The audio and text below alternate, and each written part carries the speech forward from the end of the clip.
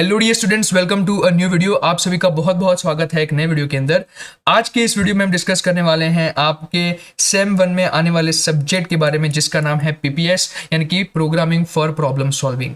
बहुत सारे स्टूडेंट्स को इस सब्जेक्ट से डर लगता है और वो सोचते हैं कि इसमें पास किस तरीके से होया जाए, लेकिन आप टेंशन मत लीजिए, बिकॉज अब मैं आपके लिए पीपीएस की एक स्पेशल सीरीज लेके आ गया हूं, जहां पे आपके एग्जाम में पूछे जाने वाले जो सबसे ज्यादा क्वेश्चंस होते हैं ना, कि ऐसे क्वेश्चंस कि जिनके पूछे जाने के चांसेस सबसे ज्यादा है, उन क्वेश्चंस को यहाँ पे मैं डिस्कस करूंगा और काफी ही इजी टू अंडरस्टैंड लैंग्वेज में मैं आपको सारी चीजें समझाने वाला हूं। यानी कि आपको कुछ नहीं करना है, बस आराम से इस वीडियो को देखना है। इसमें जितनी भी चीजें आपको मैं समझा रहा हूं उसको समझना है, and then you will be ready for your exam.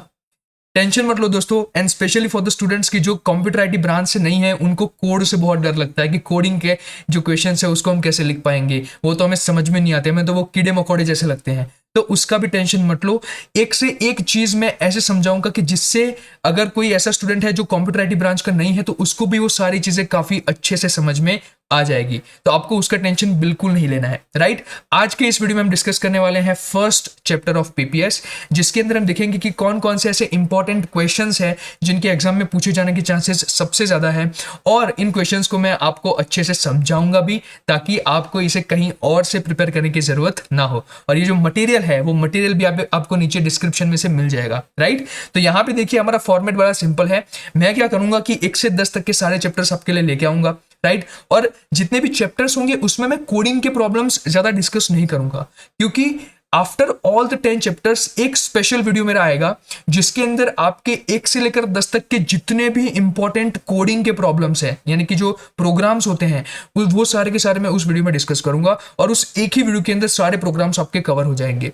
काफी ही इजी लैंग्वेज में समझाऊंगा कि आपको इससे कोई प्रॉब्लम ना हो, आप आराम से सारी चीजों को एकदम लब लब करके समझ जाए, वो मैं मेक श्योर करूंगा, राइट। और उसके साथ साथ जितने भी इंपॉर्टेंट प्रॉब्लम्स होते हैं, राइट, बाइनरी, ऑक्टल, हेक्साडेसिमल, ये सारी चीजें, तो वो सारे प्रॉब्लम्स जो होंगे मैथमेटिकल, वो भी हम उसी वीडियो में डिस्कस करेंगे। तो एक सेपरेट वीडियो आपका आ जाएगा, जिसके अंदर सभी के सभी चैप्टर्स के अंदर हम जितने भी कोडिंग आते हैं क्वेश्चंस, उनको कवर कर देंगे, राइट। अभी हम क्या करेंगे, अभी हम जितने भी हमारे 10 के 10 चैप्टर हैं, उनके अंदर जो आने वाले थियरी के क्वेश्चंस है, जो कि काफी इंपॉर्टेंट होते हैं, उनका वेटेज भी हाई होता है, उनके बारे में डिस्कस करेंगे, right. So we will take a look at all those questions आराम से, एंड आफ्टर दैट उस एक वीडियो के अंदर हम सारे के सारे कोडिंग के प्रॉब्लम्स भी खत्म कर लेंगे, ताकि आपकी जो प्रिपरेशन है वो काफी अच्छी तरीके से हो जाए, ठीक है। और पास तो आप आराम से हो जाओगे, सो उसके बारे में टेंशन मत लो, बिकॉज मैं आपको काफी अच्छे से सारी चीजें जो है यहाँ पे समझाने वाला हूँ, और राइट। और एक और चीज कि आपको सारी की सारी चीजें जो है यहाँ पे जो मैं डिस्कस करूंगा, उसका जो स्टडी मटेरियल है वो भी आपको मैं फ्री ऑफ कॉस्ट प्रोवाइड करने वाला हूँ। लेकिन बदले में मुझे बस एक ही चीज चाहिए कि आपको इस चैनल को सब्सक्राइब करना है, इस वीडियो को लाइक करना है और अपने फ्रेंड्स के साथ शेयर करना है।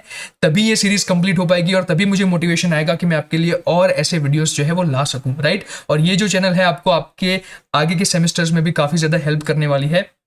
सो इसको तो आप सब्सक्राइब कर ही लेना, बिकॉज आप देख सकते हैं कि जो आगे सब्जेक्ट्स आएंगे, ईटीसी, प्रोफेशनल एथिक्स, वहां पे आप हमारी अगर प्लेलिस्ट चेक करेंगे तो देखेंगे कि स्टूडेंट्स का कितना अच्छा रिव्यू है, राइट। सो उसके बारे में आप टेंशन बिल्कुल मत लीजिए। और अब शुरू करते हैं हम हमारे पीपीएस के फर्स्ट चैप्टर के बारे में, जो कि काफी ही लल्लू पल्लू सा चैप्टर है, बहुत ही इजी चैप्टर है, और आप मुझे अपना बड़ा भैया मान लीजिए, क्योंकि आज हम बहुत ही एकदम फनी वे में इस पूरे चैप्टर को कवर करने वाले हैं। आराम से बस आपको इसे देखना है, राइट।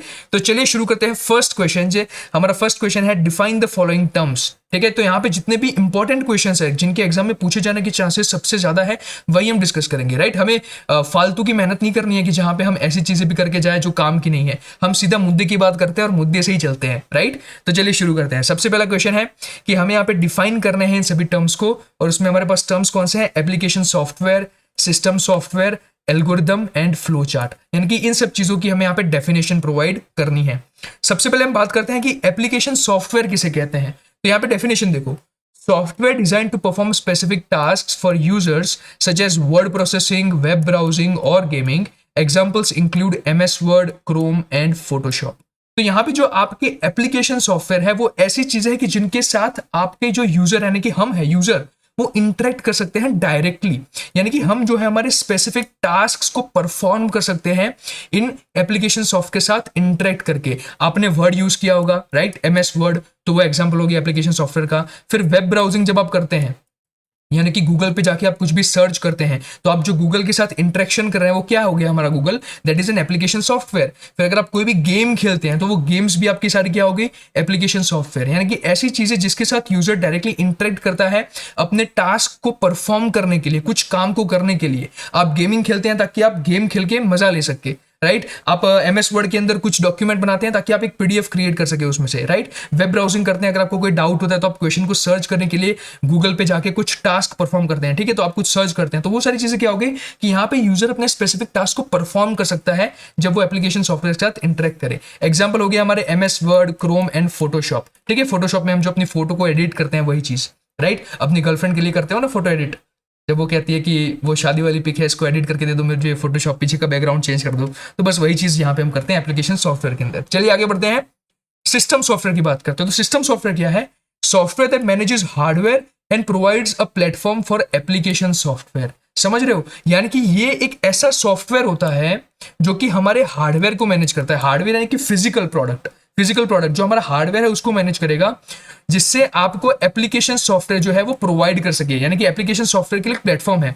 सिंपल लैंग्वेज में कहूं तो आपका जो एप्लीकेशन सॉफ्टवेयर है, जैसे कि MS वर्ड है, वो किसके ऊपर रन करता है, हमारे सिस्टम सॉफ्टवेयर पे। अब हमारा सिस्टम सॉफ्टवेयर क्या हो गया, हमारा विंडोज। हमने कहा कि भाई तुम्हारा विंडोज 11 है, विंडोज 12 है, विंडोज 7 है, तो विंडोज के अलग अलग हमारे वर्जन है जिसे हम ऑपरेटिंग सिस्टम कहते हैं। तो वो सभी हमारे जो है वो सिस्टम सॉफ्टवेयर में आते हैं, जिसके ऊपर आपकी जो एप्लीकेशन सॉफ्टवेयर है वो रन होती है। क्योंकि MS वर्ड है, MS पेंट है, MS पावर पॉइंट है, ये सारी की सारी चीजें जो है हमारे विंडोज पे रन करती है। तो ये जो विंडोज हो गया वो हमारा क्या है, सिस्टम सॉफ्टवेयर, ठीक है। इसके एग्जांपल क्या है, operating systems like Windows, Linux and utility programmes. तो ये हो गए इसके एग्जांपल। नेक्स्ट बात करते हैं कि व्हाट इज एल्गोरिथम। तो it is a step by step procedure और set of instructions to solve a specific problem और परफॉर्म अ टास्क। बड़ी सिंपल सी चीज है। देखो यहाँ पे तो आपको ये तो लिखना ही है कि it is a step by step procedure, step by step. अगर मुझे चाय बनानी है तो उसके लिए मेरा एल्गोरिथम क्या होगा, मेरा एल्गोरिथम ये होगा कि मैं लिखूंगा स्टेप नंबर 1, टेक द पतीला, टेक द कंटेनर, उसको क्या करना है फिर गैस के ऊपर रखो, that is my step number 2। उसके बाद गैस के स्टव को ऑन करो, that is my step number 3। उसके बाद उसमें दूध डालो, that is my step number 4। फिर उसमें चाय पत्ती डालो, स्टेप नंबर 5। तो यहाँ पे मैं स्टेप बाय स्टेप जो है वो चीजें परफॉर्म कर रहा हूं जिससे मेरी फाइनल प्रोडक्ट बन के बाहर निकले, जो कि है मेरी टी, मेरी चाय। तो एल्गोरिथम बस इसी तरीके से काम करता है।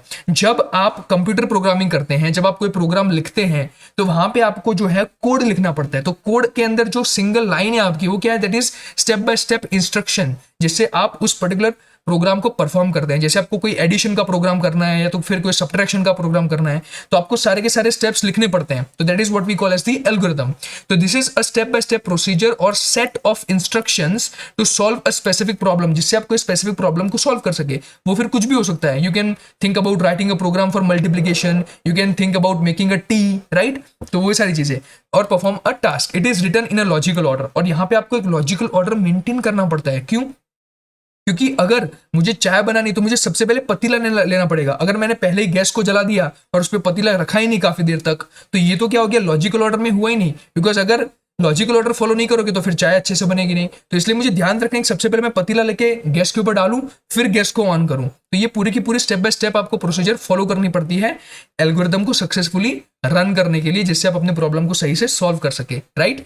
नेक्स्ट है फ्लो चार्ट। फ्लो चार्ट क्या है हमारा?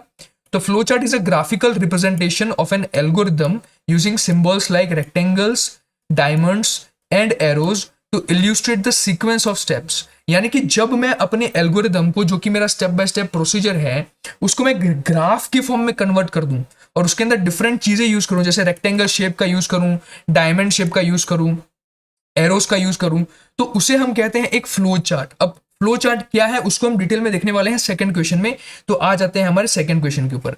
सो यहाँ पे हमें एक्सप्लेन करना है different symbols used in flow chart, यानी कि फ्लो चार्ट में यूज होने वाले अलग अलग प्रकार के सिंबल्स, राइट। तो सबसे पहले बात करते हैं ओवल के बारे में। ओवल यहाँ पे देखिए इस तरीके से होता है।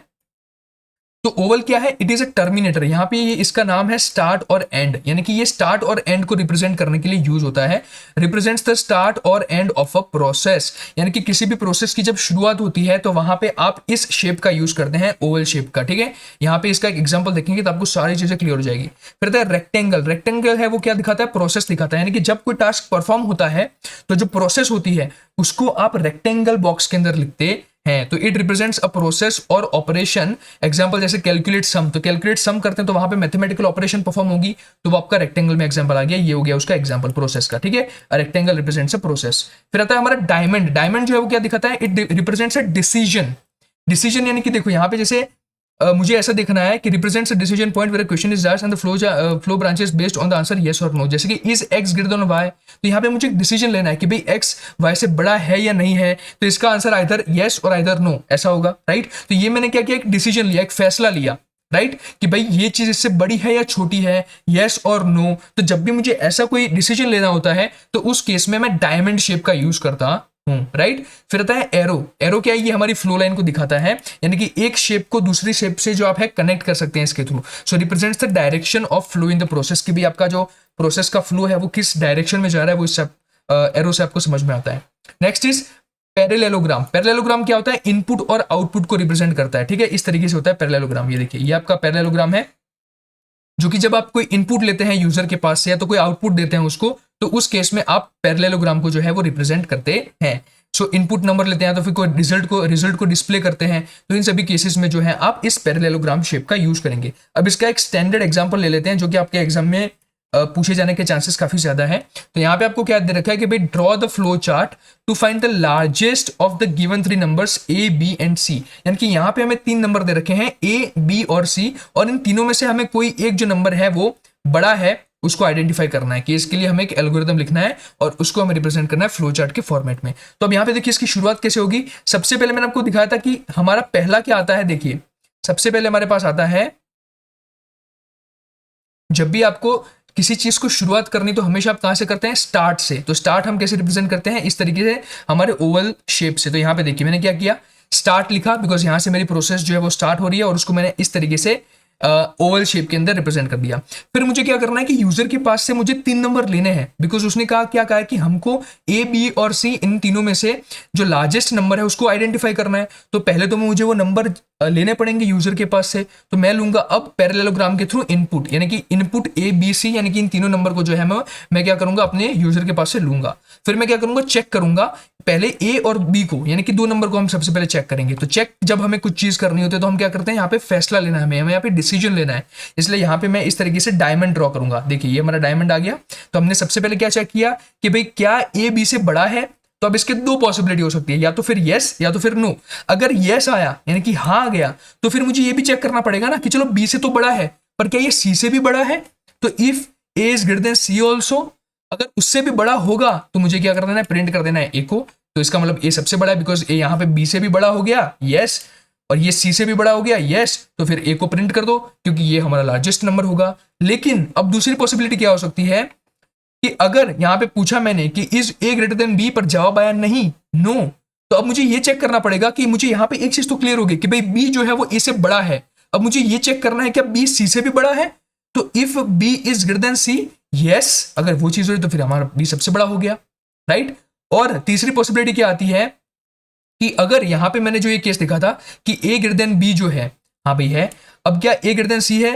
तो अगर नहीं हुआ तो उस केस में हमें क्या करना है, सी को प्रिंट कर देना है, ठीक है। इफ बी ग्रेटर देन सी अगर नहीं हुआ तो उस केस में आपका क्या हो जाएगा, सी प्रिंट हो जाएगा, राइट। तो इन दोनों केसेस में फिर आपको सी प्रिंट करना है, बिकॉज बी भी सी से बड़ा नहीं है, ए बी सी से बड़ा नहीं है। तो उस केस में तो हमारा क्या हो सकता है, सी ही सबसे बड़ा हो सकता है, राइट। तो वहां पे आपका एल्गोरिथम फिर क्या हो जाएगा, स्टॉप हो जाएगा। यानी कि यहाँ पे आप स्टॉप की जगह एंड भी लिख सकते हो, यानी कि यहाँ से अपना स्टार्ट हुआ था और हमेशा होता यहाँ पे एंड है। तो इस तरीके से आपने जो है एल्गोरिथम को लिख दिया। समझ में आ गया, काफी इजी था, ठीक है। हर एक नंबर के लिए आपको चेक करना है, और जब भी आप कंडीशन को चेक करते हैं तो आपको इस तरीके से डायमंड में चेक करना है। जब भी आप स्टार्ट करते हैं प्रोसेस को तो इस तरीके से ओवल शेप में लेना है। जब भी आप इनपुट लेते हैं यूजर से तो आपको इस तरीके से पैरेललोग्राम में लेना है, ठीक है, जहां पे आप कुछ ना कुछ यूजर के पास से इनपुट लेंगे, बिकॉज यहाँ पे आपका यूजर कोई भी 3 नंबर आपको देगा तो वो इनपुट यहाँ पे आप ले रहे हो, तो वो हमेशा इस तरीके से होगा। और जब भी आप आउटपुट रिप्रेजेंट करते हैं, जैसे कि देखिए ये मेरा आउटपुट में दे रहा था बी को, ये सी को, ए को, तो वहां पर भी मुझे फिर से क्या करना है, पैरेललोग्राम से ही रिप्रेजेंट करना होता है। और लास्ट में जब मेरी प्रोसेस खत्म होगी तो उसको मैं फिर से ओवल शेप में डालूंगा और यहाँ पे मैं उसको स्टॉप लिख दूंगा, राइट। तो काफी इजी क्वेश्चन था, और ये आपके क्वेश्चन एग्जाम में जो है वो 4 मार्क्स में पूछा जा सकता है, तो इसको अच्छे से प्रिपेयर कर लेना, राइट। इस पीडीएफ में से एक बार फिर से देख लोगे आपको आ जाएगा, राइट। और अगर आप इसको एग्जाम के कुछ दिन पहले ही देख रहे हैं तो फिर एक बार इस वीडियो को देखोगे तो भी समझ में आ गया होगा, राइट। तो चलिए ये चीज हमारी यहाँ पे क्लियर हो गई। अब आ जाते हैं हमारे नेक्स्ट क्वेश्चन पे, जो कि काफी इंपॉर्टेंट है। कंपेयर इंटरप्रेटर वर्सेस कंपाइलर, ये बहुत इंपॉर्टेंट क्वेश्चन है और इनफैक्ट ये इंटरव्यू में भी पूछा जाता है दोस्तों। यानी कि जो कंप्यूटर आईटी के स्टूडेंट्स होंगे वो जब प्लेसमेंट के लिए जाएंगे इन फ्यूचर, तो वहां पे इनको ये इंटरव्यू में भी कई बार क्वेश्चन पूछा जाता है कि भाई इंटरप्रेटर और कंपाइलर के बीच में क्या डिफरेंस होता है, राइट। लेकिन फिर भी स्टूडेंट्स जो है इसका आंसर नहीं दे पाते, लेकिन आज यहां से आप इसको सीख जाओगे, राइट। तो मैं आशा रखता हूं कि जो कंप्यूटर आईटी ब्रांच की नहीं है उनको भी ये सारी चीजें काफी अच्छे से समझ में आ रही होगी। काफी इजी चीजें हैं, काफी फंडामेंटल चीजें हैं। आगे तो हमें और इंटरेस्टिंग चैप्टर्स देखने हैं जहां पे मैं आपको काफी इजी लैंग्वेज में जो है सारी चीजें समझा दूंगा, राइट। चलिए शुरू करते हैं। सबसे पहले हम बात करते हैं इंटरप्रेटर और कंपाइलर के डिफरेंस के बारे में। इंटरप्रेटर क्या करता है? Translates code line by line and executes directly. यानी कि यहां पे क्या होता है कि जो मैंने कोड लिखा होता है, जो मैं कोड लिखता हूं ना, आपको पता है कोड कैसे लिखते हैं, उस कोड के अंदर इंटरप्रेटर क्या करता है, लाइन बाय लाइन कोड को जो है वो ट्रांसलेट करेगा अपने प्रोसेसिंग के लिए। लेकिन कंपाइलर क्या करता है, it translates the entire code into machine language at once. यानी कि ये एक बार में ही सारे के सारे कोड को जो है वो मशीन लैंग्वेज में, यानी कि ऐसी लैंग्वेज जो आपका कंप्यूटर समझ पाए। बिकॉज यहाँ पे जब आप कोड लिखते हैं तो आप जो है वो आधी उसमें इंग्लिश के वर्ड्स यूज करते हैं, लेकिन जो हमारा जो कंप्यूटर है वो तो उसको उस लैंग्वेज में समझ नहीं पाता, वो तो उसकी खुद की डिफरेंट लैंग्वेज है। तो उसमें कन्वर्ट करने के लिए आप कंपाइलर का यूज करते हैं, और कंपाइलर क्या करता है, एक ही बार में उस लैंग्वेज में कन्वर्ट कर देगा जो मशीन समझती है, जबकि जो इंटरप्रेटर है वो लाइन बाय लाइन करता है। अब यहाँ पे लाइन बाय लाइन अगर मैं किसी चीज को करूंगा तो डेफिनेटली वो स्लोअर होगी, राइट। बिकॉज यहाँ पे आप एक एक करके कर रहे हैं, और वहां पे सारी चीजें मैं एक बार में कर रहा हूं तो वो फास्टर हो जाएगी, राइट। फिर क्या है, stops immediately upon encountering an error. ये भी बहुत इंपॉर्टेंट बात है कि इसमें क्या होता है कि अगर लाइन बाय लाइन चीजें सारी स्कैन होती है, तो अगर किसी एक पर्टिकुलर लाइन में कोई एरर आ गया तो वहां पे आपका जो प्रोग्राम है वो स्टॉप हो जाएगा। यानी कि वहां पे ये इमीडिएटली क्या कर देगा, स्टॉप कर देगा आपका इंटरप्रेटर। जबकि यहाँ पे कंपाइलर में क्या होता है, it detects all errors after compiling the entire code. यानी कि एक बार में आपका पूरा कोड कंपाइल हो जाएगा, उसके बाद ही आप सारे एरर्स को यहाँ पे जान पाते हैं, राइट। यहाँ पे दूसरा क्या देखो, no intermediate file is generated. यहाँ पे कोई भी इंटरमीडिएट फाइल जनरेट नहीं होती है, सीधा ट्रांसलेशन होता है आपकी फाइनल लैंग्वेज में। जबकि यहाँ पे जो है इंटरमीडिएट फाइल बनती है, यानी कि आपकी जो कंपाइल्ड होके जो आपकी फाइल बनेगी, इसको हम बोलते हैं डॉट .exe फाइल। सी लैंग्वेज के अंदर हमारी डॉट .exe फाइल बनती है, जो कि हमारी एक इंटरमीडिएट फाइल होती है, और फिर उसके बाद आपकी फाइनली जो मशीन लैंग्वेज है उसमें चीजें कन्वर्ट होगी जिससे आपका मशीन समझ पाए। तो यहाँ पे आपको याद रखना है कि कोई भी बीच में कोई फाइल क्रिएट नहीं होगी, सीधा मशीन लैंग्वेज में क्रिएशन होगा, और यहाँ पे एक इंटरमीडिएट फाइल जो है वो क्रिएट होगी। अभी डॉट .exe जो होते हैं इसको हम बोलते हैं एक्सटेंशन। जैसे कि यहाँ पे पीडीएफ है तो पीडीएफ का एक्सटेंशन हो गया डॉट .pdf, ठीक है। तो इसी तरीके से जो हमारी कंपाइल्ड फाइल होती है ना, उसका भी क्या होता है, एक एक्सटेंशन होता है जिसको हम बोलते हैं डॉट .exe, ठीक है। अब इसके एग्जांपल्स देखो, जैसे इसका एग्जांपल है पाइथन, जावास्क्रिप्ट इंटरप्रेटर्स। ये सारे पाइथन और जावास्क्रिप्ट में हम क्या यूज करते हैं, इंटरप्रेटर यूज करते हैं, जबकि सी और सी प्लस प्लस में यूज होते हैं कंपाइलर, ठीक है। तो आपने अपने सर के मुंह से भी कई बार सोचा होगा कि कोड को कंपाइल करना पड़ता है, तो ये जो कंपाइलेशन की प्रोसेस है वो कौन करता है, हमारा कंपाइलर करता है, जो कि आपके कोड को एक इंटरमीडिएट फाइल में क्रिएट करता है जिसको हम बोलते हैं कंपाइल्ड फाइल, ठीक है। और यहाँ पे ऐसा कुछ नहीं होता है, सीधा आपका मशीन लैंग्वेज में जो चीज है वो क्रिएट हो जाएगी, राइट। तो आई होप कि आपको समझ में आ गया होगा कि इंटरप्रेटर और कंपाइलर के बीच में क्या डिफरेंस होता है, राइट। चलिए आगे बढ़ते हैं। ये तो बड़ा लल्लू पल्लू सा क्वेश्चन है। Define hardware and software, also explain types of software. अब हार्डवेयर क्या है भाई, हार्ड क्या है, तो देखो the physical components of a computer system that you can touch and सी। यानी कि आपके कंप्यूटर सिस्टम के फिजिकल जो कंपोनेंट्स है, हार्डवेयर जो फिजिकल चीज है जिसको आप टच कर सकते हो, छू सकते हो, उसको देख सकते हो, उसे हम हार्डवेयर बोलते हैं। जैसे आपका सीपीयू है, सीपीयू इतना बड़ा पड़ा होता है, साइड में दिख जाता है भाई। कीबोर्ड है आपका, जिसके ऊपर आप टाइप करते हैं, तो वो आपका हार्डवेयर हो गया। आपका फिर जो माउस होता है, mouse that is also the example of hardware. तो ये चीजें सारी जो है वो क्या हो गई, आपकी हार्डवेयर में आ गई, राइट। काफी इजी सी बात थी। उसके बाद सॉफ्टवेयर क्या है, तो देखिए these are the set of instructions और programs that tell the computer how to perform specific tasks। तो ये तो बड़ी सिंपल सी बात है, ये सेट ऑफ इंस्ट्रक्शंस होते हैं, तो प्रोग्राम्स, यानी कि कोडिंग जो आप करते हैं वही आपका सॉफ्टवेयर का पार्ट हो गया ना। आप कोडिंग करके नहीं देखते, पूरी की पूरी वेबसाइट बनाते हैं लोग, तो वो जहां पे आप जो सेट ऑफ इंस्ट्रक्शंस लिखते हैं, जो सारी लाइनें लिखते हैं और जो प्रोग्राम लिखते हैं, जो कि कंप्यूटर को बताता है कि किस तरीके से किसी पर्टिकुलर टास्क को परफॉर्म किया जाए। जैसे आपने एडिशन का कोई प्रोग्राम लिख दिया तो वो आपने क्या किया, एक सॉफ्टवेयर क्रिएट किया। आपने मल्टीप्लिकेशन का कुछ क्रिएट किया तो वो आपने एक सॉफ्टवेयर क्रिएट किया। आपने सभी को एक साथ क्रिएट किया तो आपने कैलकुलेटर क्रिएट किया। तो सॉफ्टवेयर कुछ नहीं है, software is a set of instruction और programs that tell the computer how to perform specific task, जो कि आपके कंप्यूटर को कहता है कि किस तरीके से किसी काम को किया जाए। It is intangible. अब इंटेंजिबल का मतलब क्या है, अनटचेबल। अब उसको टच थोड़ी कर सकते हो, आप उसको सिर्फ देख सकते हो। And enables hardware to function, यानी कि सॉफ्टवेयर जो आप लिखते हैं उससे आपके हार्डवेयर के पास मैसेज जाता है, आपके कंप्यूटर के पास मैसेज जाता है, और फिर आपका कंप्यूटर जो है उस काम को आपको करके देता है, right. So this is the definition of hardware and software. अब बात करते हैं कि कौन कौन से टाइप्स होते हैं सॉफ्टवेयर के। तो एक तो हो गया सिस्टम सॉफ्टवेयर, जिसके बारे में हमने पहले भी बात की थी, यानी कि एक ऐसा सॉफ्टवेयर जो कि मैनेज करता है आपके हार्डवेयर को और सिस्टम रिसोर्सेज को। एग्जाम्पल आपका विंडो, लिनक्स, ये सारे हो गए, ठीक है। फिर यूटिलिटी सॉफ्टवेयर जैसे आपका एंटीवायरस हो गया, डिस्क क्लीनअप हो गया, ये सारी चीजें भी आपकी किस में आती है, सिस्टम सॉफ्टवेयर में, जो कि आपके सिस्टम के सॉफ्टवेयर होते हैं। फिर हम बात करते हैं एप्लीकेशन सॉफ्टवेयर, जो कि हमारे सिस्टम के ऊपर रन करते हैं, जैसे कि these are the software design for specific task और एप्लीकेशंस। एग्जांपल्स क्या है, MS word for word processing, Google Chrome for web browsing, जहां पे आप जाके कुछ भी सर्च कर सकते हैं। वेब ब्राउजिंग का मतलब होता है कुछ सर्च करना, और कुछ वर्ड प्रोसेसिंग करवाना हो, यानी कि कोई डॉक्यूमेंट बनाना हो तो वो MS वर्ड में आप करते हैं, बड़ी सिंपल सी बात है। फिर आते हैं आपके प्रोग्रामिंग सॉफ्टवेयर। प्रोग्रामिंग सॉफ्टवेयर यानी कि भाई हम जहाँ पे अपने कंपाइलर हो गए, ठीक है, विजुअल स्टूडियो कोड जो हो गया आपका, जहाँ पे आप कोड लिखते हैं, तो सॉफ्टवेयर जहाँ पे आप राइट कर सकते हैं, डिबग कर सकते हैं, यानी कि एरर, डिबग का मतलब होता है एरर को फाइंड करना, या तो फिर कंपाइल कर सकते हैं आपके प्रोग्राम्स को, जो आपके कोड के प्रोग्राम्स है उसको आप यहाँ पे क्या कर सकते हैं, बेसिकली रन कर सकते हैं, उसको हम बोलते हैं प्रोग्रामिंग सॉफ्टवेयर। तो यहाँ पे आपके टेक्स्ट एडिटर्स आ गए, जैसे कि नोटपैड प्लस प्लस, फिर कंपाइलर्स आ गए, तो ये सारी चीजें जो है आपको क्या हो गया, प्रोग्रामिंग सॉफ्टवेयर हो गया। फिर आता है आपका नेक्स्ट मिडलवेयर। मिडलवेयर क्या है, ये ऐसे सॉफ्टवेयर होते हैं जो कि सेपरेट एप्लीकेशंस को और सिस्टम्स को एक साथ जो है वो काम करवाने में हेल्प करते हैं, कनेक्ट करते हैं। So these are the software that connects to separate application और सिस्टम टू वर्क टुगेदर, यानी कि ये दो सेपरेट एप्लीकेशन या तो फिर सिस्टम को जो है वो कनेक्ट करता है एक साथ, जिससे वो काम कर सके एक साथ, राइट। एग्जांपल इसका हो जाएगा डेटाबेस, मिडलवेयर। तो ये सारे आपके टाइप्स हो गए किसके, सॉफ्टवेयर के। कौन कौन के, सिस्टम सॉफ्टवेयर हो गया, application software, programming software, middleware. और हमने यहाँ पे डेफिनेशन भी देख ली कि हार्डवेयर किसे कहते हैं और सॉफ्टवेयर किसे कहते हैं। आशा रखता हूं आपको समझ में आ गया। हार्डवेयर क्या है मेरे दोस्त, हार्डवेयर एक ऐसी चीज है जिसको आप टच कर सकते हैं, आप उसको देख सकते हैं, आपका सीपीयू हो गया, आपका मॉनिटर हो गया, आपका कीबोर्ड हो गया। जबकि सॉफ्टवेयर ऐसी चीज है जिसको आप टच नहीं कर सकते, यानी कि आपका जो कोडिंग का प्रोग्राम आप लिखते हैं वो आपका एग्जाम्पल हो गया सॉफ्टवेयर का, ठीक है। और हमने यहाँ पे सॉफ्टवेयर के डिफरेंट टाइप्स भी देख लिए, ठीक है। ऑपरेटिंग सिस्टम होता है, फिर आपका MS word, programming software, middleware, ये सारी चीजें।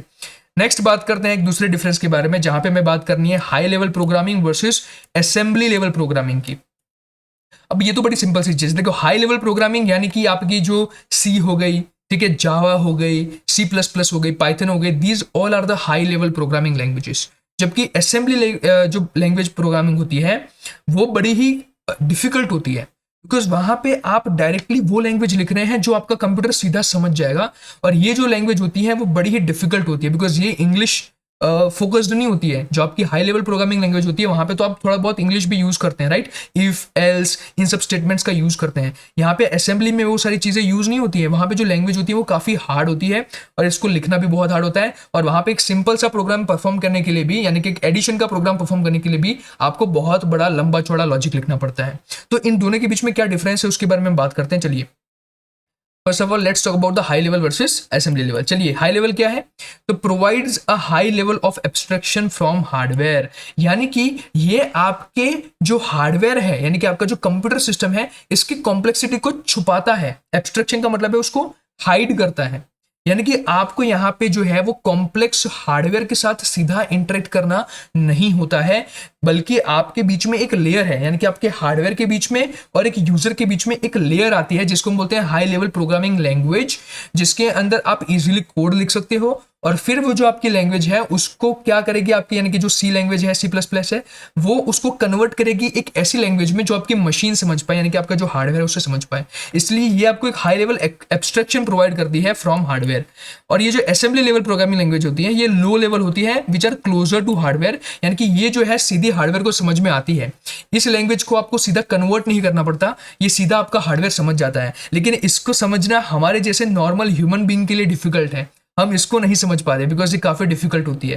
तो ये जो कंप्यूटर नेटवर्क और ये सारे जो सब्जेक्ट आते हैं ना, डिजिटल फंडामेंटल्स, इसमें आप इसको डिटेल में देखेंगे। स्पेशली जो कंप्यूटर आईटी वाले स्टूडेंट्स हैं, वो जो डिफरेंट ब्रांचेस के स्टूडेंट हैं, उनको तो बस यहाँ पे इसका डिफरेंस अच्छे से समझना है, and then they are free, right. It is easy to understand. देखिए, हाई लेवल प्रोग्रामिंग लैंग्वेज मैंने आपको पहले ही बताया, ये समझना बहुत ईजी होता है।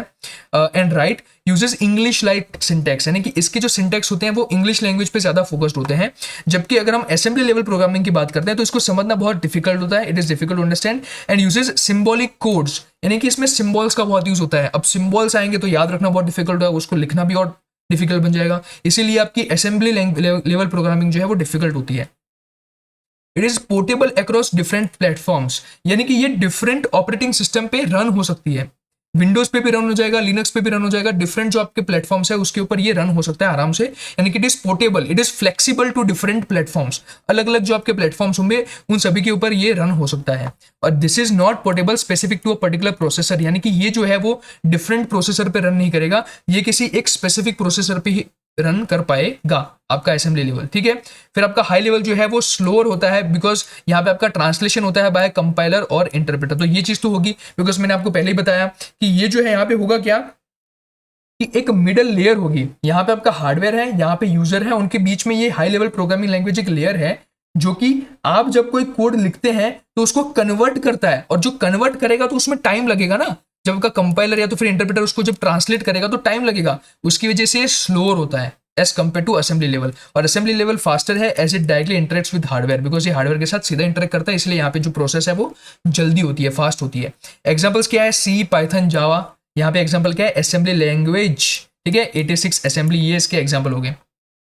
यहाँ पे आपको देखो कंपाइलर और इंटरप्रेटर की जरूरत पड़ती है कंपाइलेशन के लिए, इंटरप्रिटेशन के लिए, और यहाँ पे आपको असेंबलर की जरूरत पड़ती है। तो ये हो गया इन दोनों के बीच का डिफरेंस, राइट। तो आई होप कि आपको ये चीज समझ में आ गई होगी। चलिए आगे बढ़ते हैं। नेक्स्ट क्वेश्चन हमारा, what are the different components of computer, explain all. यानी कि कंप्यूटर के कौन कौन से डिफरेंट कंपोनेंट्स होते हैं ये आपको समझाने हैं। ठीक है, चलिए शुरू करते हैं। सबसे पहले हमारा कंपोनेंट आता है इनपुट डिवाइसेस। ये हमारे हार्डवेयर कंपोनेंट्स हो गए, जिसमें आता है इनपुट डिवाइस। इनपुट डिवाइस क्या है कि जो इनपुट लेगा, यानी कि device is used to input data into the computer. जैसे आपका कीबोर्ड है, माउस है, स्कैनर है, इसके थ्रू जो आपका कंप्यूटर है वो इनपुट लेगा। कीबोर्ड से आप कुछ टाइप करेंगे तो वो इनपुट गया, माउस से आप कुछ क्लिक करेंगे तो वो इनपुट गया, स्कैनर से कुछ स्कैन करेंगे तो वो इनपुट गया। तो ये सारे आपके हो जाएंगे इनपुट डिवाइसेस।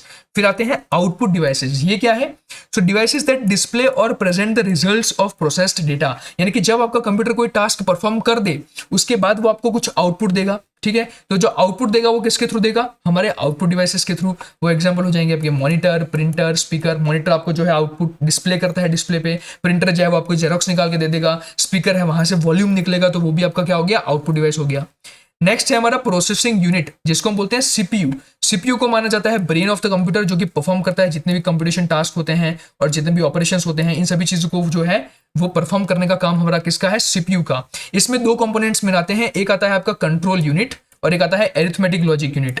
जो कंट्रोल यूनिट है वो क्या करता है, it directs the flow of data in instruction. यानी कि जो आपका डेटा है, जितने भी इंस्ट्रक्शन है, उनके फ्लो को एक जगह से दूसरी जगह जो डायरेक्ट करने का काम होता है वो कंट्रोल यूनिट का होता है। एक सेंट्रल यूनिट है आपका जो कि सभी डेटा के फ्लो को कंट्रोल करता है। और एक आता है अरिथमेटिक लॉजिक यूनिट। अब ये तो नाम से पता चल गया कि ये क्या करता होगा, जितने भी आपके अरिथमेटिक ऑपरेशंस है, जितने भी आपकी कैलकुलेशंस होती हैं, एडिशन, सब्ट्रैक्शन, ये सारी चीजें वो ये परफॉर्म करता है। जितने भी लॉजिकल ऑपरेशंस है वो सारी चीजें ये परफॉर्म करेगा, राइट।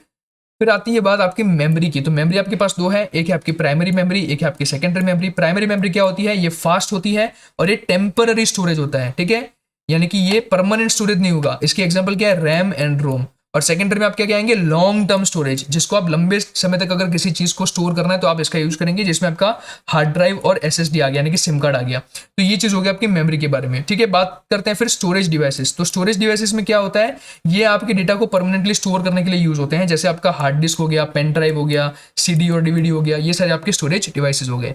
फिर आपका होता है मदरबोर्ड। मदरबोर्ड क्या है, तो this is your central circuit board, जो कि कनेक्ट करता है सभी कंप्यूटर के कंपोनेंट्स को। यानी कि जितने भी कंप्यूटर के हमारे डिफरेंट कंपोनेंट्स हैं उनको एक साथ कनेक्ट किसके थ्रू करेंगे, हम मदरबोर्ड के थ्रू करेंगे। ठीक है, फिर आएगा पावर सप्लाई यूनिट, जिसको हम बोलते हैं पीएसयू। ये क्या करता है, जितने भी नेसेसरी पावर जो होती है वो उसको प्रोवाइड करेगा आपके सभी कंप्यूटर कंपोनेंट्स को। यानी कि जितनी भी नेसेसरी पावर चाहिए सभी कंप्यूटर कंपोनेंट्स को, वो पावर सप्लाई यूनिट से आती है। तो ये तो काफी लल्लू पल्लू सी चीजें हैं, समझनी बहुत ईजी है। आप एक बार पढ़ेंगे आपको समझ में आ जाएगी। ठीक है, इसमें हम ज्यादा टाइम वेस्ट नहीं करेंगे बिकॉज ये समझना बहुत ईजी है।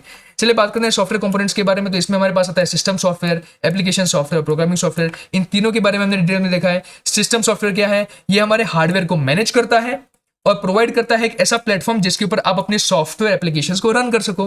फिर आता है एप्लीकेशन सॉफ्टवेयर, ये परफॉर्म करता है स्पेसिफिक यूजर टास्क, जैसे कि वर्ड प्रोसेसर हो गया, वेब ब्राउजिंग ऑन क्रोम हो गया, गेमिंग हो गया आपकी। ये सारी चीजें आपकी एप्लीकेशन सॉफ्टवेयर के थ्रू आप कर सकते हैं, यानी कि अपने स्पेसिफिक टास्क को जो है आप इसके थ्रू परफॉर्म कर सकते हैं। नेक्स्ट है प्रोग्रामिंग सॉफ्टवेयर। प्रोग्रामिंग सॉफ्टवेयर क्या है कि जहां पे आप कोड लिखेंगे, use to write and test programs, कि जहां पे आप कोड लिखते हैं, डिबग करते हैं, उसको टेस्टिंग करते हैं उसकी, या आपके एग्जाम्पल है कंपाइलर्स, ठीक है। तो ये सारी चीजें होगी आपकी प्रोग्रामिंग सॉफ्टवेयर। तो यहाँ पे 3 कंपोनेंट्स मेन होते हैं हमारे सॉफ्टवेयर कंपोनेंट्स के अंदर, ठीक है। तो इसी के साथ हमारी ये वाली थियरी भी जो है वो खत्म हो जाती है। चलिए आगे बढ़ते हैं। Explain the block diagram of a computer. चलिए अब हमें कंप्यूटर के ब्लॉक डायग्राम के बारे में डिस्कस करना है। हमने अभी जो क्वेश्चन देखा उसके सिमिलर ही ये क्वेश्चन है, बिकॉज यहाँ पे आपको बस एक ही चीज डिफरेंट है कि ब्लॉक डायग्राम को आपको इस तरीके से ड्रॉ करना है। तो ब्लॉक डायग्राम में क्या होगा, देखिए आपके पास एक इनपुट होता है जहां से आप इनपुट लेंगे, फिर आपका सीपीयू आता है, उसमें 3 कंपोनेंट्स मेन है, control unit, arithmetic and logical unit and memory unit, and उसके बाद आपको आपका आउटपुट मिलता है। तो ये हो गया इसका ब्लॉक डायग्राम, जो कि आपको एग्जाम में ड्रॉ करके आना है, काफी ईजी है, ठीक है। चलिए बात करते हैं इसके कंपोनेंट्स के बारे में वन बाय वन, ठीक है। चलिए सबसे पहले हम बात करते हैं इनपुट यूनिट के बारे में। इनपुट यूनिट क्या करता है, it accepts data and instructions from the user, यानी कि यूजर के पास से जितना भी डेटा होगा, जितनी भी इंस्ट्रक्शंस होगी, वो आपके इनपुट यूनिट के थ्रू जाएगी। ये क्या करता है, it converts them into machine readable form and then sends them to the CPU, यानी कि ये जो आपका इनपुट है उसको मशीन की लैंग्वेज में कन्वर्ट करेगा और उसके बाद उस चीज को किसके पास भेज देगा, आपके सीपीयू के पास। एग्जांपल्स क्या है इनपुट यूनिट के, कीबोर्ड, माउस, स्कैनर, ये सारी चीजें हमें पता है, राइट। फिर आते हैं हम अपने सीपीयू के अंदर, अब आ जाते हैं हमारे मेन कंपोनेंट के अंदर, यानी कि ब्रेन ऑफ द कंप्यूटर, ठीक है। चलिए तो सीपीयू के अंदर क्या होगा, the brain of the computer which is your CPU responsible for processing data. Data के ऊपर क्या करेगा, प्रोसेस करेगा। जो कुछ भी आपने डेटा जिस काम के लिए आपने इनपुट प्रोवाइड किया है वो काम यहाँ पे परफॉर्म होता है, राइट। इसमें क्या आएंगे, अरिथमेटिक लॉजिक यूनिट, हमने बात की थी, क्या करता है, परफॉर्म्स एरिथमेटिक यानी कि addition, subtraction and logical operation, यानी कि एंड ऑपरेशन और ऑपरेशन, आपको पता है एंड गेट और गेट, ये सारे ऑपरेशन यहाँ पे परफॉर्म होंगे। डिटेल में हम ये सारी चीजें आगे के चैप्टर्स में देखने वाले हैं। फिर आता है हमारा कंट्रोल यूनिट। कंट्रोल यूनिट क्या है, तो it directs the flow of data between input memory, ALU and output units, यानी कि हर एक कंपोनेंट के बीच में जो डेटा का फ्लो जो है वो कौन संभालता है, हमारा कंट्रोल यूनिट। फिर आते हैं रजिस्टर्स। रजिस्टर्स क्या है, ये छोटे फास्ट स्टोरेज लोकेशंस होते हैं सीपीयू के अंदर, जो कि टेम्पररी डेटा स्टोरेज के लिए यूज किए जाते हैं। So these are the small fast storage locations within the CPU for temporary data storage during processing, यानी कि जितने टाइम के लिए आपके सीपीयू में जो प्रोसेसिंग होती है, तो उस टाइम के लिए जब आपको डेटा को स्टोर करना पड़ता है, बिकॉज जब तक प्रोसेसिंग होगी तब तक तो हमें डेटा कहीं पे स्टोर करना पड़ेगा ना सीपीयू के अंदर। तो वो जो टेम्पररी आपको कुछ टाइम के लिए डेटा स्टोर करना होता है वो आप किसके थ्रू कर सकते हैं, with the help of the registers, यानी कि ये छोटे फास्ट स्टोरेज लोकेशन होते हैं कि जहां पे आप टेम्पररी डेटा स्टोरेज कर सकते हैं ड्यूरिंग द प्रोसेसिंग। फिर आता है हमारा मेमोरी यूनिट। मेमोरी यूनिट क्या है, it stores data, instructions and intermediate results temporarily और परमानेंटली, यानी कि ये जो मेमोरीज है आपकी, ये डेटा को स्टोर करती है, इंस्ट्रक्शंस को स्टोर करती है, ठीक है। टेम्पररी भी कर सकती है और परमानेंट भी कर सकती है। यहाँ पे हमारे पास 2 टाइप की होती है, प्राइमरी मेमोरी जो आपकी फास्ट है बट वॉलेटाइल स्टोरेज, यानी कि इसका जो स्टोरेज होता है वो टेम्पररी होता है। फिर सेकेंडरी मेमोरी, जहाँ पे आप लॉन्ग टर्म स्टोरेज के लिए इसको यूज कर सकते हैं, जैसे कि आपकी हार्ड डिस्क हो गई, एसएसडी हो गई, यहाँ पे आपका रैम और रोम हो गया, राइट। तो ये आपकी 2 टाइप की मेमोरी होती है, आपको याद रखनी है, primary memory, secondary memory. Primary memory क्या है, फास्ट है बट वॉलेटाइल है, वॉलेटाइल यानी कि short term storage. Secondary memory ये क्या है, लॉन्ग टर्म स्टोरेज आपको प्रोवाइड करती है, हार्ड डिस्क, एसएसडी, ये सारी चीजें। फिर फाइनली हमारा आता है आउटपुट, जहां से आपका आउटपुट बाहर निकलेगा, ये रहा, ठीक है। तो आउटपुट यूनिट क्या है, देखिए, converts processed data into human readable form, यानी कि आपका जो प्रोसेस डेटा सीपीयू से बाहर निकलता है उसको एक ऐसे फॉर्मेट में कन्वर्ट करेगा आउटपुट यूनिट जो कि एक इंसान पढ़ पाए, उसको समझ पाए, and displays it to the user, और फिर वो उसको क्या करता है, डिस्प्ले करता है। तो यहाँ पे आपके जो आउटपुट यूनिट है वो कौन कौन से हैं, मॉनिटर, प्रिंटर, स्पीकर्स, ये सारी चीजें। फिर आता है हमारा स्टोरेज यूनिट। स्टोरेज यूनिट क्या है, वो स्टोर करता है डेटा को फ्यूचर यूज के लिए, ताकि भविष्य में आप उस डेटा का यूज कर सके। इसमें प्राइमरी और सेकेंडरी दोनों स्टोरेज डिवाइसेस जो आपके हैं वो आ जाते हैं। तो ये आपका हो गया स्टोरेज यूनिट। तो ये वाला आपको ब्लॉक डायग्राम ड्रॉ करना है और इन सभी कंपोनेंट्स को एग्जाम में समझाना है, जो कि समझने काफी ही ईजी थे, राइट। और यहाँ पे पूरा डेटा फ्लो दे रखा है, यानी कि इनपुट यूनिट जो होता है वहां से आपका डेटा सीपीयू के पास जाता है, सीपीयू डेटा को प्रोसेस करता है और इंटरेक्ट करता है मेमोरी यूनिट के साथ, जिससे स्टोरेज और रिट्रीवल कर सके। उसके बाद जो प्रोसेस डेटा है वो आउटपुट यूनिट के द्वारा जो है वो डिस्प्ले कर दिया जाता है। बड़ी सिंपल सी बात है, राइट। चलिए नेक्स्ट क्वेश्चन जो है हमारा है, explain topology with its various types. अब ये तो बड़ा इंटरेस्टिंग क्वेश्चन है और कंप्यूटर आईटी वाले जो स्टूडेंट्स हैं उनको तो फ्यूचर में भी ये सारी चीजें पढ़ने को मौका मिलेगा, राइट। लेकिन जितने भी नॉन कंप्यूटर आईटी ब्रांचेस वाले हैं उनको यहाँ पे बहुत ही मजा आएगा, काफी इजी थी। चलिए इसको देखते हैं। देखिए दोस्तों, फर्स्ट चैप्टर काफी इजी है, इसको समझना भी काफी इजी है, इसलिए फटाफट से कंप्लीट हो जाएगा। आगे के जो चैप्टर्स आएंगे वो आपको डिफिकल्ट लग सकते हैं, लेकिन मेरी गारंटी आपको ये है कि वो सारी चीजें मैं आपको काफी अच्छे से जो है समझा दूंगा, right. So let's first of all talk about the definition of topology. तो topology refers to the arrangement और लेआउट ऑफ डिवाइसेस, यानी कि जो आपके डिवाइसेस होते हैं जिसको हम नोड्स बोलते हैं, ठीक है, यानी कि टोपोलॉजी की लैंग्वेज में आप इसको क्या बोलेंगे, नोड्स बोलेंगे। इनकी अरेंजमेंट को जब आपको समझना होता है कि भाई किस तरीके से हमारे डिवाइसेस अरेंज्ड होते हैं। देखिए यहाँ पे ये जो डिफरेंट आपको दिख रहा है ना, ये जो नोड्स, ये गोले आकार के, ये हमारे डिवाइसेस हैं, आपके कंप्यूटर डिवाइसेस हैं। अभी देखिए इनकी कुछ ना कुछ स्पेसिफिक अरेंजमेंट है, ये किसी ना किसी स्पेसिफिक अरेंजमेंट में अरेंज हो रखे हैं। देखिए ये एक रिंग के स्ट्रक्चर में है, ये ऊपर वाला, ये आपके पास एक स्टार के स्ट्रक्चर में चीज आपको दिख रही है, ये एक मैश टोपोलॉजी होती है, ये एक ट्री टोपोलॉजी होती है, ये हाइब्रिड है, ये बस है। तो ये जो डिफरेंट अरेंजमेंट्स होती है ना आपकी कंप्यूटर डिवाइसेस को, इसी को हम टोपोलॉजी बोलते हैं, इसको हम क्या बोलते हैं, टोपोलॉजी बोलते हैं। सो topology refers to the arrangement और layout of devices and connections in a network. It determines how data flows between devices, यानी कि इससे आपको क्या समझने को मिलता है कि किस तरीके से इन सभी डिवाइसेस में जो है वो डेटा फ्लो होता है, यानी कि एक डायरेक्शन से दूसरे डायरेक्शन में जाता है। अब एक एक करके हम सभी टोपोलॉजी को समझेंगे। सबसे पहले हमारी आती है बस टोपोलॉजी। तो यहाँ पे देख सकते हैं ये है इसका डायग्राम बस टोपोलॉजी का, देखिए ये वाला। तो ये वाला आपको एग्जाम में ड्रॉ करना है जब भी आपको बस टोपोलॉजी के बारे में पूछा जाए। बस टोपोलॉजी के अंदर क्या होता है, देखिए फटाफट से,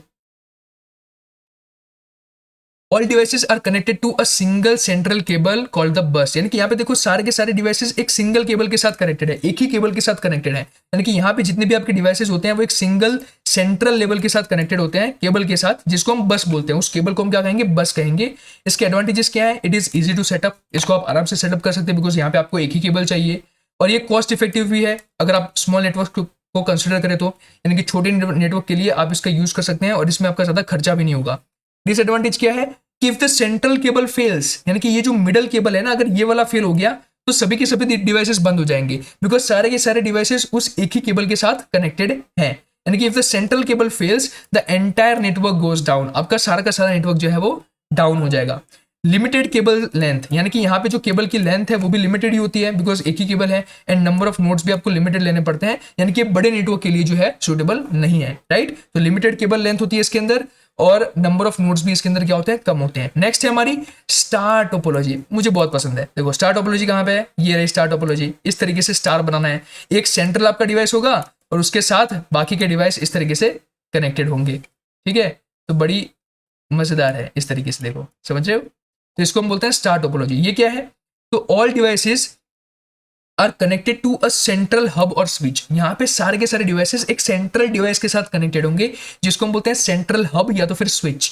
एडवांटेजेस क्या है, इजी टू ऐड और रिमूव डिवाइसेस, यानी कि आप आराम से कोई डिवाइसेस को अगर रिमूव भी कर दोगे, यानी कि अगर मैंने इस वाले डिवाइस को रिमूव भी कर दिया तो भी बाकी का जो नेटवर्क है वो काम करता रहेगा, right. So easy to add और remove devices. Centralised management, because यहाँ पे एक आपका जो है वो सेंट्रल नोड होता है जो कि बाकी के नोड्स को जो है कंट्रोल करता है। इफ द हब फेल्स, यानी कि अगर वही आपका सेंटर नोड फेल हो गया तो आपका जो पूरा का पूरा नेटवर्क है वो अफेक्ट होगा, यानी कि उसके ऊपर भी असर होगी। तो यहाँ पे जो है आपको ज्यादा केबल की जरूरत पड़ती है as compare to the bus topology.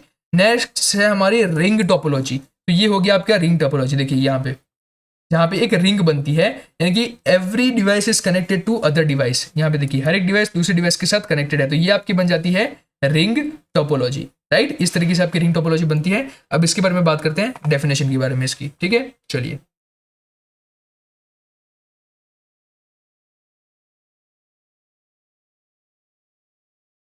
सो यहाँ पे जो डिवाइसेस है are connected in a circular format, एक सर्कुलर फॉर्मेट बनता है where each device is connected to exactly two other devices. यानी कि यहाँ पे आपका जो हर एक डिवाइस है, देखिए ये वाला आप डिवाइस बात करें इस नोड की, तो ये बाकी के दो नोड के साथ इस तरीके से कनेक्टेड है। तो यानी कि हर एक नोड जो है वो दो नोड्स के साथ कनेक्टेड होता है इसके अंदर, यानी कि each device is connected to exactly two other devices. Advantages क्या है, data flows in one direction, पूरा का पूरा डेटा एक सिंगल सर्कल के फॉर्म में चलेगा, एक ही डायरेक्शन में चलेगा, और यहाँ पे कोलिजन कम होगा, ठीक है। यानी कि जो अथड़ामण होती है ना गुजराती अगर हम कहें तो अथड़ामण, वो यहाँ पे नहीं होगी, ठीक है, टकराना नहीं होगा, नेटवर्क जो है काफी स्मूथली काम करेगा।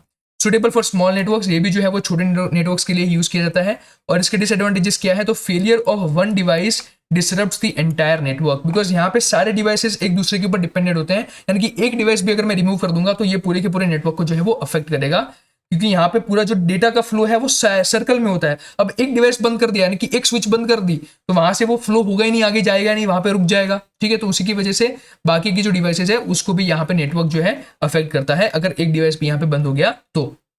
और इसमें ट्रबल शूटिंग यानी कि सोल्यूशन फिर लाना डिफिकल्ट हो जाता है, ट्रबल शूटिंग का मतलब है सोल्यूशन लाना, वो यहाँ पे डिफिकल्ट हो जाता है।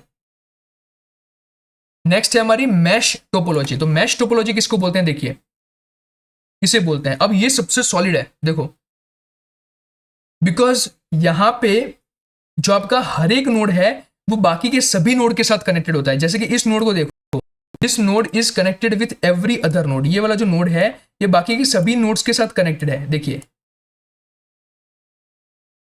इसी तरीके से ये वाला नोड भी बाकी के सभी नोड के साथ कनेक्टेड है। यानी कि मैश टोपोलॉजी के अंदर क्या होता है कि every node is connected with all the other nodes. देखिए यहां पे each device is connected to every other device, हर एक डिवाइस जो है बाकी के हर एक डिवाइस के साथ कनेक्टेड हो गया इस नेटवर्क में। एडवांटेजेस क्या है, हाईली रिलायबल, एस बिकॉज यहाँ पे रियल टाइम में सारी चीजें होंगी, यहाँ पे फेलियर होने के चांसेस बहुत कम है, यानी कि ये बहुत ही रिलायबल है, बहुत ही स्ट्रांग है। As failure of one link does not disturb the network, यानी कि यहाँ पे एक आध लिंक अगर आपकी फेल हो भी जाती है तो नेटवर्क आपका काम करता रहेगा।